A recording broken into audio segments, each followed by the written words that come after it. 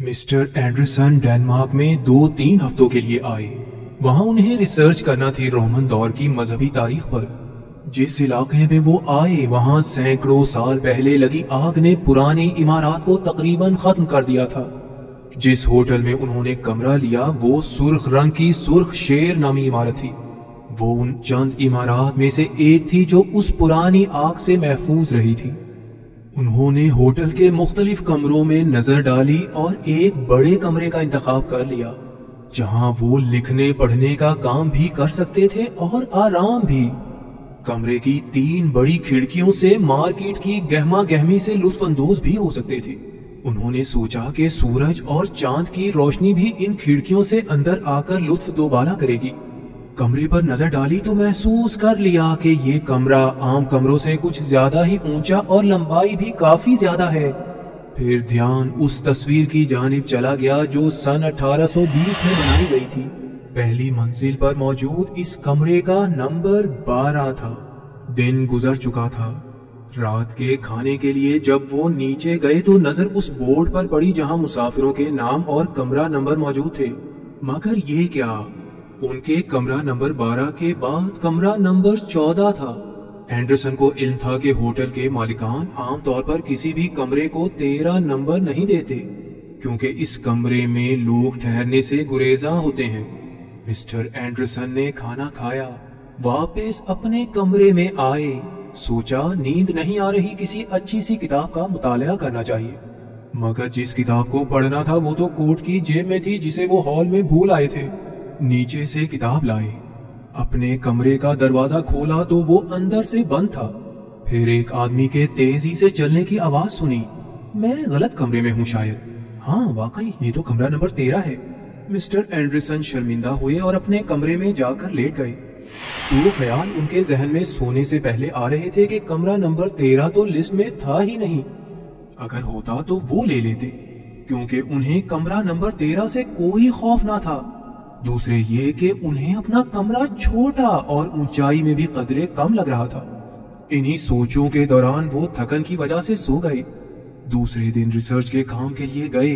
انہیں شاندار پرانی دستاویزات ملی جن میں سے ایک دلچسپ چیز اس وقت کے بشپ سے متعلقہ کاغذات تھے۔ بشپ کا ایک مکان تھا جو انہوں نے کرائے پر دے رکھا تھا، مگر جسے دیا تھا اس کی شہرت انتہائی خراب تھی۔ شیطان سے اس کے تعلقات کا تذکرہ کیا جاتا تھا، مگر بشپ صاحب اس کا دفاع کرتے۔ اینڈرسن نے بشپ کا مکان تلاش کرنے کی کوشش کی مگر بتایا گیا کہ وہ مکان کہاں واقع ہے کوئی نہیں جانتا۔ کہا جاتا تھا کہ وہ بھی آگ سے محفوظ رہا تھا۔ رات کو ہوٹل واپسی پر کمرہ نمبر 13 کا خیال آیا جو وہاں موجود تھا۔ اندر کوئی شخص دروازے کے قریب ہی موجود تھا جس کے انتہائی تیزی سے سانس لینے کی آوازیں بھی سنائی دے رہی تھیں۔ مسٹر اینڈرسن اپنے کمرے میں چلے گئے مگر یہ کیا یہ ان کا وہم تھا کہ کمرہ چھوٹا معلوم ہو رہا تھا؟ ان کا بیگ بھی اپنی جگہ موجود نہ تھا جس کے بارے میں صبح تحقیق کرنے کا سوچا اور کھڑکی میں جا کر باہر دیکھنے لگے۔ انہیں اپنا سایہ باہر نظر آیا۔ ساتھ والے کمرہ نمبر 11 میں موجود اس شخص کا سایہ بھی چلتے ہوئے نظر آیا اور دوسری طرف کمرہ نمبر 13 کے مسافر کا سایہ بھی مسلسل باہر موجود تھا جو اینڈرسن کی طرح کھڑے ہو کر باہر دیکھ رہا تھا۔ کمرے کی موم بتی کی روشنی سے مسافروں کے سائے بالکل صاف باہر کی دیواروں پر بن رہے تھے، مگر کمرہ نمبر 13 کی روشنی سرخ تھی اور تیزی سے حرکت کر رہی تھی۔ مسافر نے سر پر کپڑے کی طرح کی کوئی چیز باندھی ہوئی تھی۔ اس کا قد لمبا اور جسم انتہائی دبلا تھا، یہ عورت بھی ہو سکتی تھی۔ سڑک پر کسی کے آنے کی آواز سے کمرہ نمبر 13 کا مسافر تیزی سے اندر چلا گیا۔ مسٹر اینڈرسن رات کو نیند پوری کرنے کے بعد صبح اٹھے تو ان کا بیگ بھی موجود تھا اور کمرہ بھی بلندی اور لمبائی میں بالکل صحیح نظر آ رہا تھا۔ باہر گئے، کمرہ نمبر 13 پر نظر ڈالی مگر یہ کیا، وہاں کمرہ نمبر 14 لکھا ہوا تھا۔ انہوں نے گھوم کر دیکھا، غور کیا، مگر یہ حقیقت تھی کہ کمرہ نمبر 12 اور 14 تو موجود تھے مگر کمرہ نمبر 13 موجود نہ تھا۔ مسٹر اینڈرسن سوچنے پر مجبور ہو گئے کہ کہیں کسی نشے کی چیز استعمال کرنے کی وجہ سے تو وہ دھوکہ نہیں کھا رہے۔ وہ دوبارہ ریسرچ کے کام میں مشغول ہوئے۔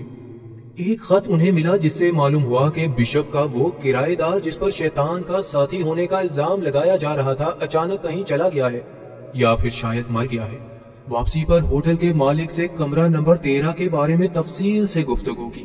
اینڈرسن کا خیال تھا کہ کمرہ نمبر 13 موجود ہے، مگر ہوٹل کا مالک یہ ماننے کو تیار نہ تھا۔ اینڈرسن نے اسے کہا کہ رات کو کمرے میں آئے تاکہ اس موضوع پر تفصیل سے بات کریں، اور خود کمرے میں آ گئے۔ مگر یہ کیا؟ کمرہ نمبر 13 کے مسافر کا سایہ باہر نظر آ رہا تھا، مگر یہ سایہ ناچ رہا تھا۔ رات کے وقت سوکھا پتلا جسم کمزور ٹانگوں کے ساتھ تیزی سے رقص کر رہا تھا، جو حیرت ناک بات تھی۔ ہوٹل کا مالک بھی وہاں آ گیا۔ وہ بھی حیران تھا کیونکہ ناچ کے ساتھ اب گانے کی آواز بھی شامل ہو چکی تھی۔ خوفناک آواز، جیسے کوئی رو رہا ہو، کبھی بہت بلند کبھی بہت ہلکی۔ وہ حیران تھے کہ ایک سنجیدہ مسافر آدھی رات کے وقت ایسی بے سری آواز میں کیسے گا سکتا ہے۔ دروازہ بجا اور وہی مسافر جسے ہوٹل کا مالک اور اینڈرسن سمجھ رہے تھے کہ وہ گا رہا ہے، غصے میں اندر داخل ہوا۔ کہنے لگا، آدھی رات کے وقت کون اس برے انداز میں چیخ رہا ہے؟ وہ تینوں سمجھ چکے تھے کہ آواز کہاں سے آ رہی ہے۔ خوف سے ان کے چہرے سفید پڑ چکے تھے۔ وہ باہر نکلے، دیکھا کہ کمرہ نمبر 13 وہاں موجود تھا، جس کا دروازہ بند تھا۔ ہوٹل کا مالک ملازموں کو ہتھیاروں کے ساتھ لانے کے لیے گیا تو بند دروازہ بغیر آواز کے کھلا، اور ایک ہاتھ، بھیانک ہاتھ نے انہیں پکڑنے کی کوشش کی۔ وہ گھبرا کر پیچھے ہٹے۔ مالک ملازموں کو لایا، دروازے کو توڑنے کی کوشش کی گئی، مگر یہ کیا، اب اس دروازے کی جگہ دیوار تھی۔ کمرہ نمبر 13 غائب ہو چکا تھا۔ رات کا باقی حصہ سب نے خوف کی وجہ سے ایک ساتھ گزارا۔ صبح کمرہ نمبر 13 جہاں نظر آتا تھا اس جگہ کا فرش توڑا گیا تو ایک صندوق برآمد ہوا جس میں کچھ کاغذات حفاظت سے رکھے ہوئے تھے۔ اس واقعے کو کئی برس گزر چکے ہیں۔ بہت سے قابل افراد نے اس تحریر کو پڑھنے کی کوشش کی، مگر آج تک یہ معمہ حل نہیں ہو سکا کہ یہ تحریر کیا کہہ رہی ہے، اور کیا اس کا بشپ کے کرایہ دار سے کوئی تعلق ہے جو اچانک غائب ہو گیا تھا، اور کیا یہ وہی عمارت ہے جہاں بشپ کا کرایہ دار رہتا تھا؟ کون کہتا ہے اس ہوٹل میں کمرہ نمبر 13 نہیں ہے؟ آؤ آؤ اور مجھ سے ملاقات کرو، اگر ہمت ہے تو۔